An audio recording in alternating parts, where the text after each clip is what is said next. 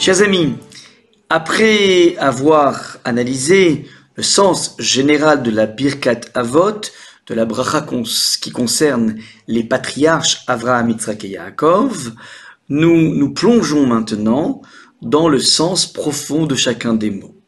Et la bracha commence, la bénédiction commence par Baruch Ata Hashem, tu es source de bénédiction Hashem. Alors Baruch est un terme que l'on retrouve en permanence dans le panorama juif, à n'importe quelle occasion, il y a une bracha. Alors, il est temps, évidemment, de comprendre ce que veut dire Baruch. Contrairement à certaines traductions, Baruch ne veut pas dire béni, parce que nous ne pourrions pas dire que Hachem est béni. Il est béni par qui? Nous ne sommes pas ceux qui pouvons bénir Hachem, c'est l'inverse. En revanche, dit le Nefesh HaChaim, le grand maître Rabbi Chaim de Volodjine, le terme Baruch indique la notion de bricha. Bricha, c'est une piscine en hébreu, c'est une étendue d'eau. C'est donc l'idée à partir de laquelle, lorsque je dis Baruch, je fais pénétrer Hachem un peu plus dans mon panorama. Il est en train de se déployer à l'intérieur de mon existence. Ça, c'est le sens de Baruch. Donc à chaque fois qu'on dira Baruch, on essaiera d'inviter Hachem dans notre petit microcosme. Ça, c'est le terme de Baruch, premier sens. Deuxième sens, Baruch vient de la racine Berer, qui indique la notion de genou. Sous-entendu, nous nous agenouillons devant Hachem, nous nous courbons devant Hachem, et on peut le voir de deux façons. Donc soit c'est un acte de soumission du sujet vers le Créateur, ou bien certains maîtres de la chassidoute veulent voir ici un sens inverse. Le bérer, c'est le genou, tout se passe comme si, lorsque nous faisons une requête, une demande authentique auprès d'Hachem, en mettant des guillemets, on le fait plier. Donc c'est un petit peu, ce sont ces deux acceptions du Baruch, Baruch Ata. Ata, n'oublions pas, c'est le tutoiement. Et nous oscillons en permanence dans toutes nos brachot avec Hachem entre le tutoiement et le vouvoiement. Baruch Ata, Hachem Elokeinu, tu es source de bénédiction. Hachem Elokeinu, notre Dieu. Donc on alterne entre proximité et transcendance. C'est ce mouvement perpétuel qui place le croyant, qui place le juif dans une véritable dynamique avec son créateur. Elokeinu veloke avotenu, je poursuis le texte de la Hamida. Elokeinu veut dire notre Dieu, veloke avotenu est le Dieu de nos pères. Et les commentateurs insistent sur le fait qu'on dit d'abord notre Dieu. Sous-entendu, nous sommes censés, chacun d'entre nous, développer un rapport singulier, personnel avec Hachem. C'est la façon que j'ai d'appréhender, d'aborder Hachem, de m'approprier les textes de la Torah, tout en restant fidèle à une tradition multiséculaire. Elokeinu, notre Dieu, veloke avotenu, et le Dieu de nos pères. Ça veut dire on ne se décale pas, on ne se déroute pas de la tradition qui a été tracée par ces grands maîtres de l'histoire, mais il n'empêche que nous y découvrons, dans le chemin que nous poursuivons, un goût personnel, un goût intime. Voilà un petit peu le terme de Elokeinu veloke avotenu. Akel, Agadol, Agibor, Vanora. Voici ici trois expressions de la grandeur d'Hachem. Alors il est Gadol, il est grand, gigantesque, il est Gibor, il est héroïque, il est Nora, il est aussi redoutable. Alors ce qui est intéressant, c'est que ce sont trois expressions qui appartiennent aux paroles même de Moshe lorsqu'il a, à l'issue de 3 fois 40 jours, il a quelque part pratiqué Akadosh Baruch Hu. Il revient et il dit que Hachem, il est Gadol, il est gigantesque, il est Gibor, il est héroïque, il est puissant, et Nora, il est redoutable.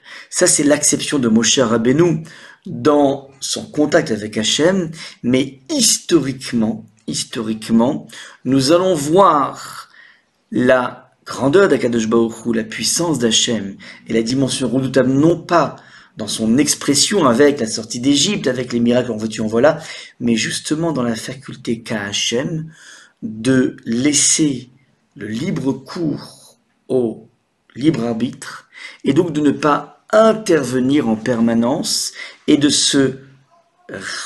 s'empêcher d'intervenir pour punir les impies, pour punir les personnes qui veulent détruire le peuple juif. Il y a donc une nouvelle acception à travers les siècles de la puissance, de l'héroïsme d'Akadosh Baruch Hu qui n'est pas dans l'expression, mais dans sa faculté à se retenir. Et pareil, dans sa dimension redoutable, c'est vrai que le temple a pu être souillé, mais il n'empêche que il existe en permanence une sorte de respect, un respect et une préservation du peuple juif à travers les siècles qui provient de cette conscience de la présence d'Akadosh Baruch Hu. Ça, c'est le nouveau volet de Hakel, Agadol, Agibor, Ve'anora.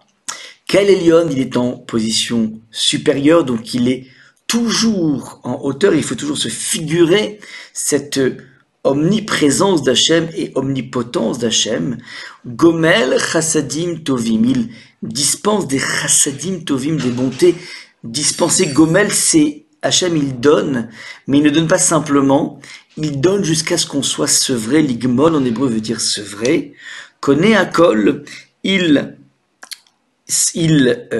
organise, il orchestre tout, il façonne tout. Connaît Akol, ça veut dire qu'on peut voir la trace d'Hachem de partout.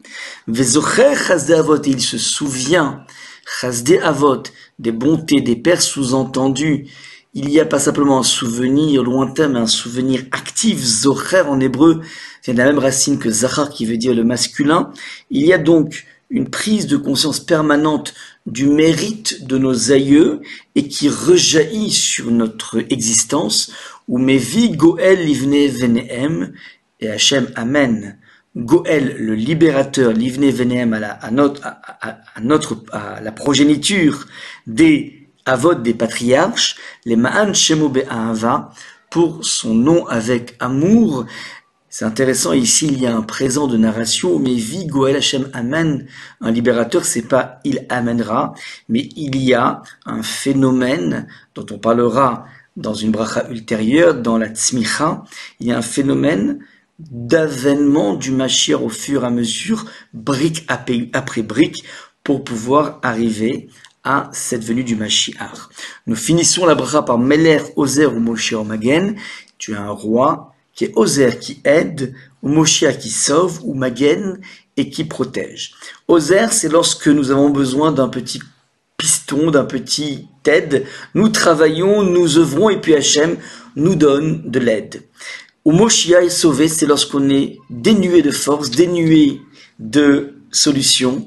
Akadosh Baruch Hu peut sauver l'individu. Et enfin, encore mieux, avant même d'être soumis à une épreuve, Hachem, il est Magen, il nous protège, il enlève les épines de notre chemin qui fait qu'on n'a même pas besoin de l'aide d'Hachem, ni du sauvetage d'Akadosh Baruch Hu.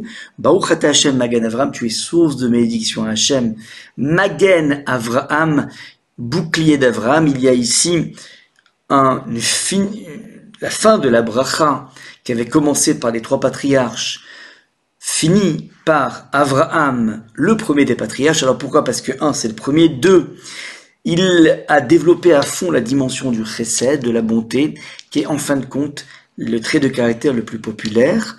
Et 3e explication, il y a ici une prise de conscience que la fin des temps sera marquée non pas par une recherche de justice, non pas par une recherche de connaissance, non pas par une recherche d'abnégation, mais la fin des temps sera marquée par des mouvements colossaux dans le monde de recherche, de prise en charge de celui qui n'a pas. Ça, c'est donc le Magen Avraham. La fin des temps sera marquée par une recherche à tout prix de prendre en charge celui qui n'a pas.